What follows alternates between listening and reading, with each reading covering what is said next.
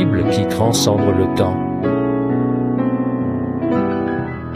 Une story. Leçon d'introduction 3. Les chrétiens et la Bible, qui est la parole de Dieu. 2. La Bible est la parole de Dieu. C'est une grande bénédiction aux chrétiens et aux enfants de Dieu que la Bible est la parole de Dieu et nous avons cette Bible qui est sa parole. Dans la Bible, il y a l'histoire, l'éthique, la philosophie, la médecine et la science. Mais la Bible n'est pas écrite pour une telle connaissance. Si vous voulez ces connaissances, d'autres livres sont mieux. La Bible ne doit pas être utilisée pour le plaisir ou pour des gains.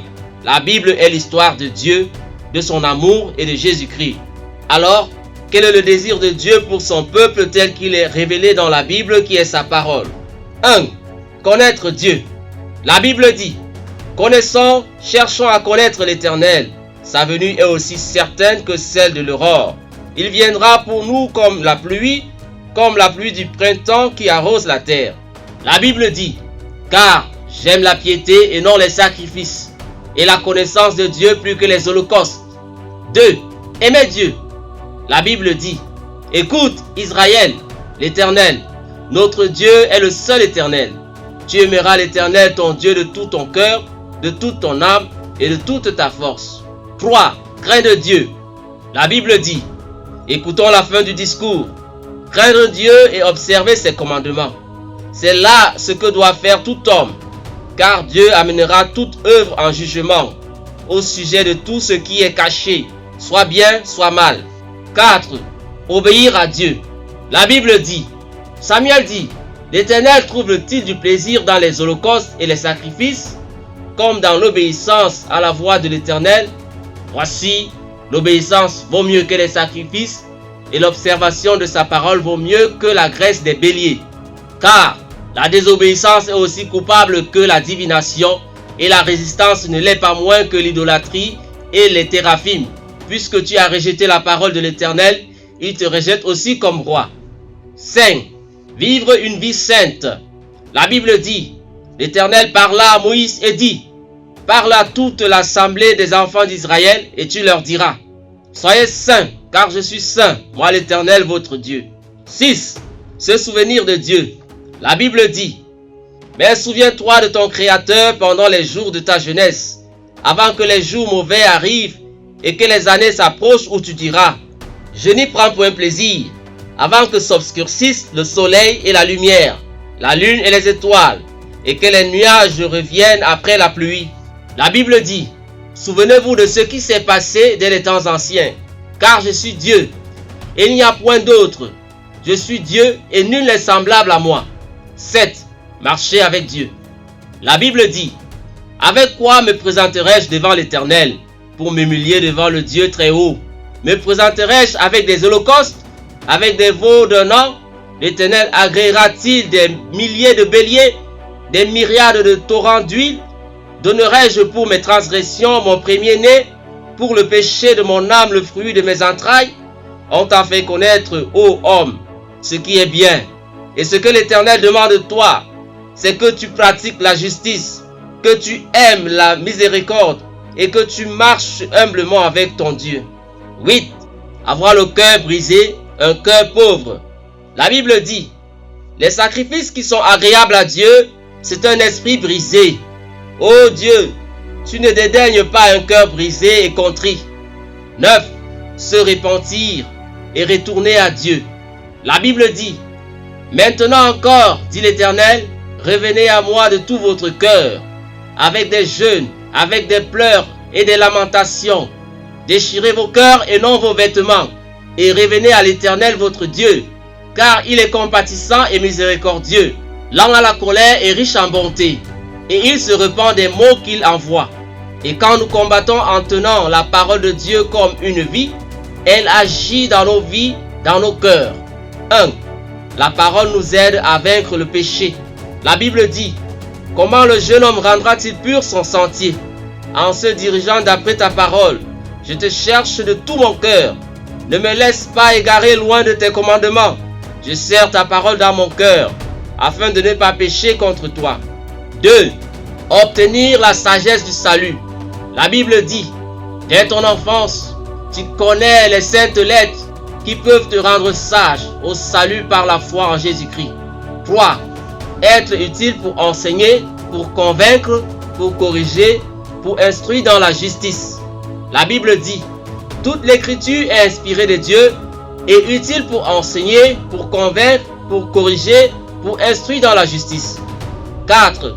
L'homme de Dieu soit accompli et propre à toutes bonnes œuvres. La Bible dit, afin que l'homme de Dieu soit accompli et propre à toutes bonnes œuvres. À travers la Bible qui est la parole de Dieu, ces enfants ont les avantages spirituels suivants. 1. Surmonter la peur qui vient de la souffrance et de l'adversité. Par la parole, nous pouvons garder espoir dans le découragement et la déception. 2. Abandonner notre orgueil. Garder la grâce et l'amour de Dieu en espérant en lui quotidiennement avec humilité. Par la parole, nous réalisons quotidiennement que nous sommes pécheurs. 3. Se rapprocher de Dieu en étant libéré de la paresse et en ayant son cœur. Grâce à la parole, nous pouvons abandonner les routines et les styles de vie qui fatiguent et maintenir notre premier amour en tant que serviteurs fidèles. Mais pourquoi les chrétiens ne s'attachent-ils pas à cette parole de vie? 1. Ils savent que la Bible est la parole de Dieu, mais ils ne croient pas en elle. Ils ne croient pas que la Bible est la parole de Dieu et ne la considèrent que comme un livre chrétien. Ce n'est pas qu'ils ne croient pas en Dieu et en Jésus-Christ.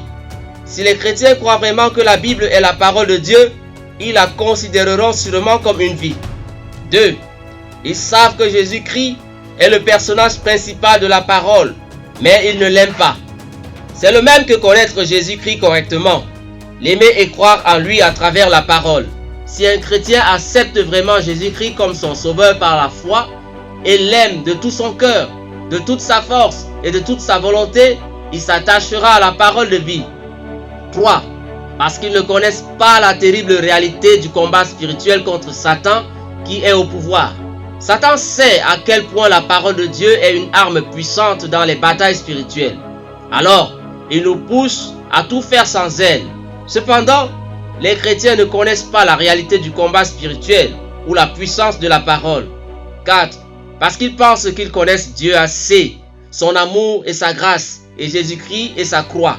Malgré le fait que nous consacrons chaque instant de notre vie, nous ne pouvons pas connaître Dieu et l'amour de Jésus-Christ et sa grâce. Nous devons constamment chercher à le connaître, croire en lui et l'aimer à travers sa parole. 5. Ils pensent que la Bible est trop difficile.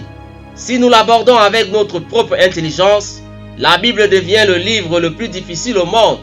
Par contre, si nous l'abordons avec grâce et foi, il est le livre le plus facile. 6.